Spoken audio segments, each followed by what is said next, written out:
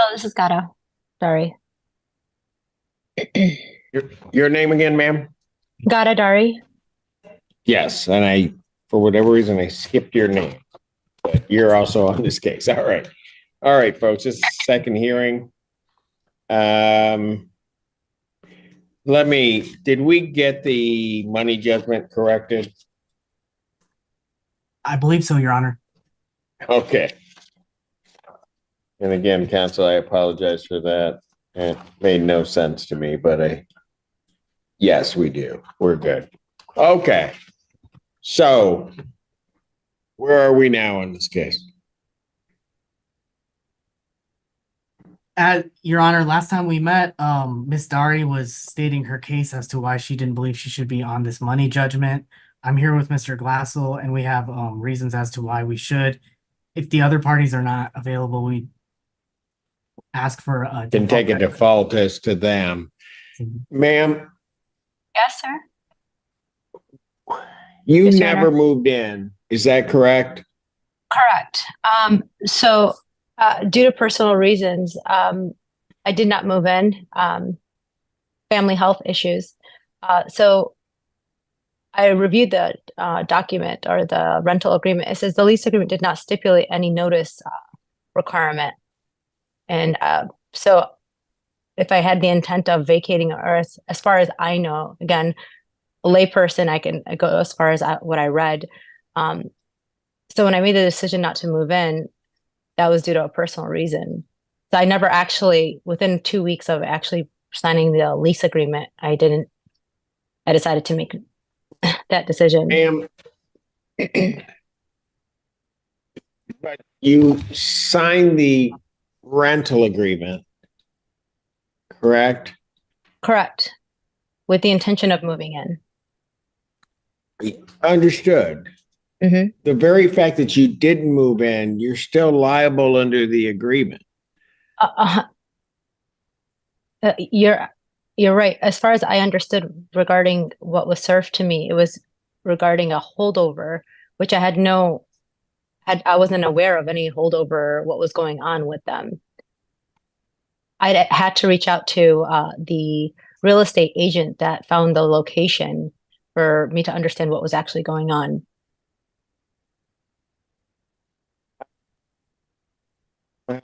Right, that's right. And that was a holdover. Yeah. So, counsel, is all of the rent owing after the lease? After the lease had expired? Correct, Your Honor. The lease.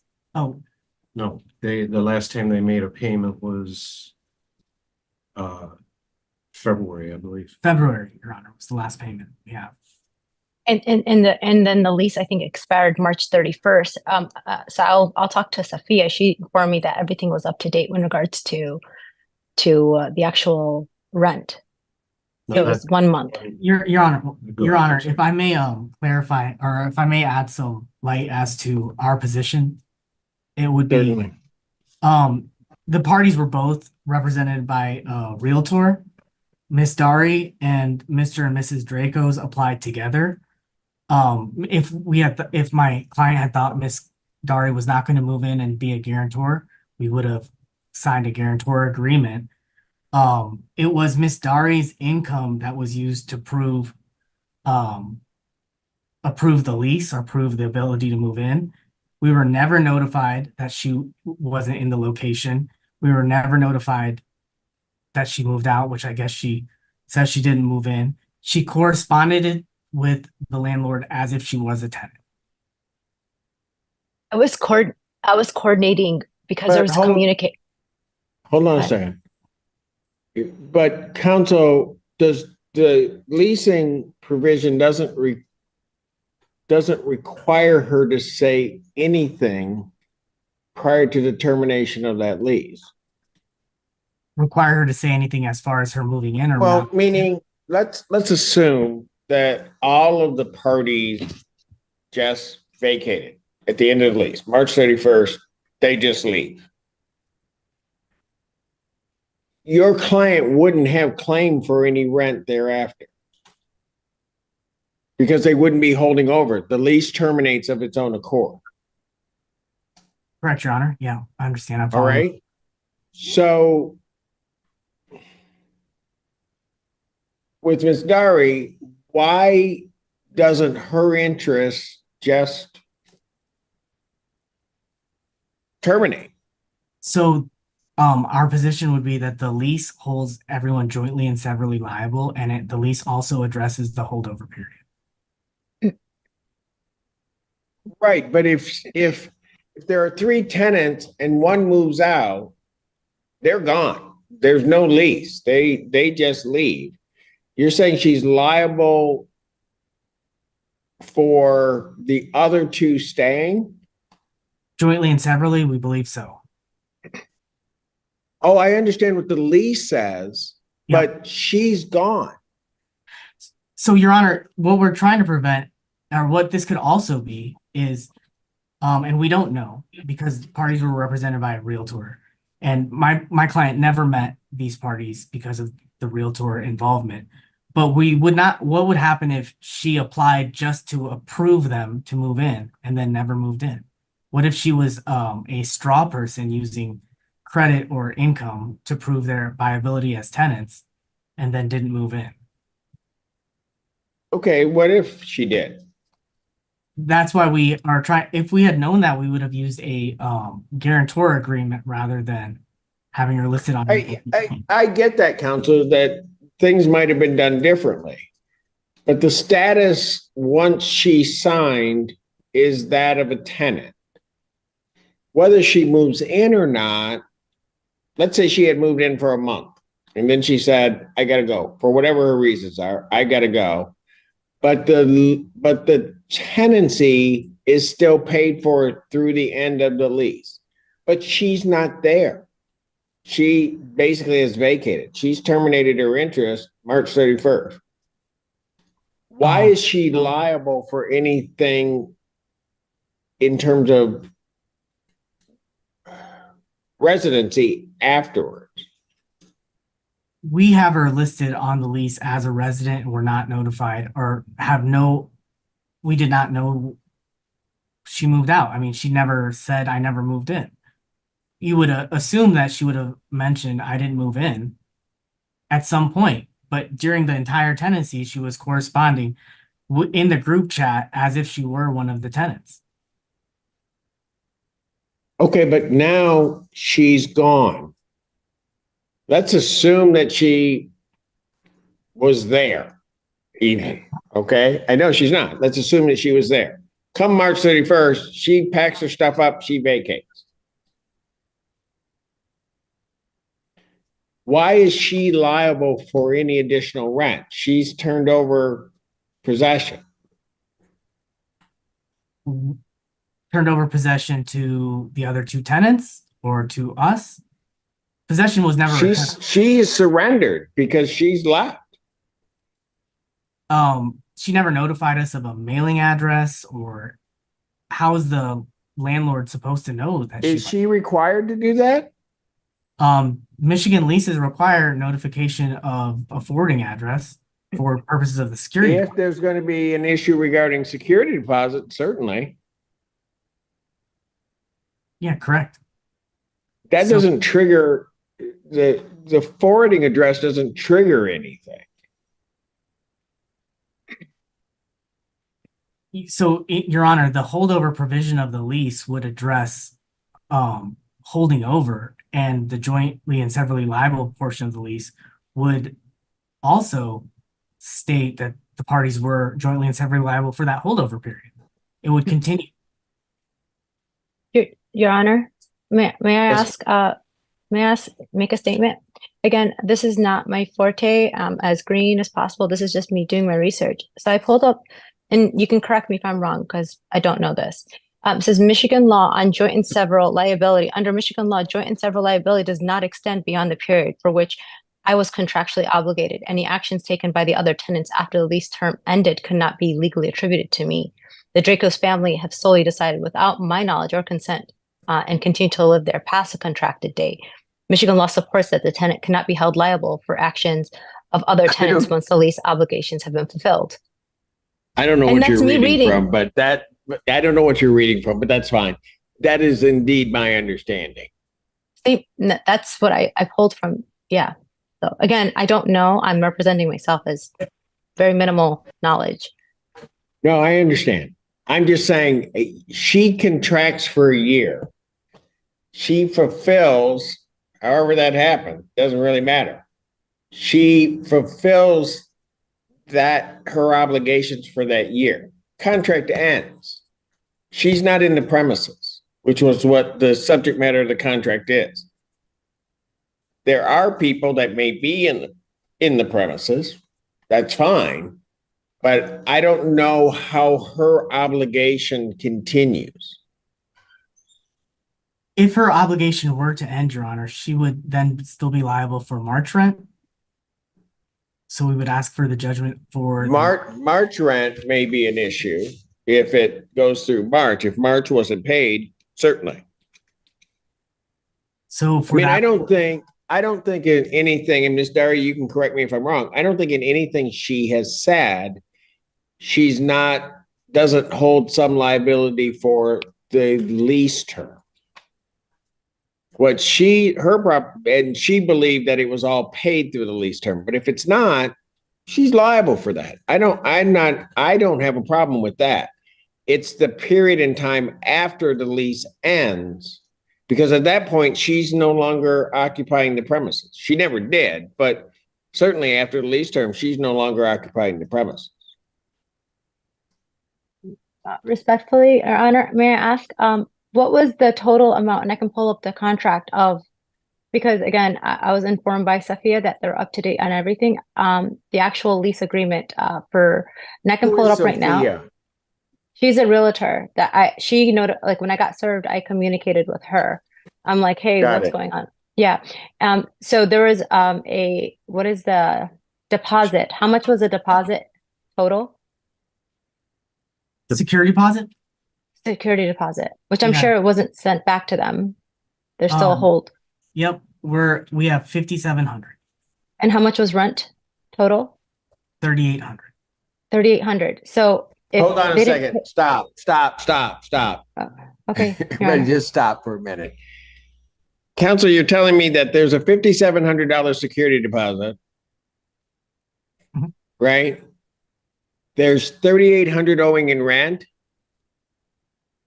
No, there's the monthly rental payment was 3,800. We have rent owing at 1 month. no, so folks, there's two different. We have an alarm going off, so I'm gonna have to stop this proceeding. I'll come back at some point. I'm sure you can hear it probably. Court stands in recess. Okay, I'm trying to remember exactly where we were, but I think it was really the March rent, which was the issue. And then I'd asked how much the security deposit was, and I think he had stated it was like 5,600, and then the actual rent is 30. I don't even recall the actual total amount. Right, the rent is 38, but that's only for 1 month. And that was only well, but hold on. Even if I think you said the security deposit was 57, right? Correct, John. Yes. All right. So give me 57 divided by 3, please. They could take the security as that, but that's going to happen at a different point in time. Have the folks vacated the premises to your knowledge, Mr. Kirji? Yes, Your Honor, they have. So does your client have possession back? He does. Okay. So he would, yes. The lease states that the security deposit doesn't have to be used for rent and arrears, and he was planning on using the security deposit for the damages, which are extensive.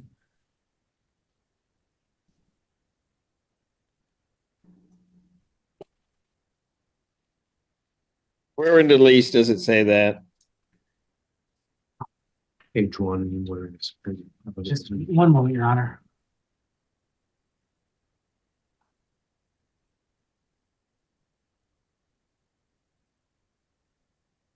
Page 1, the security deposit.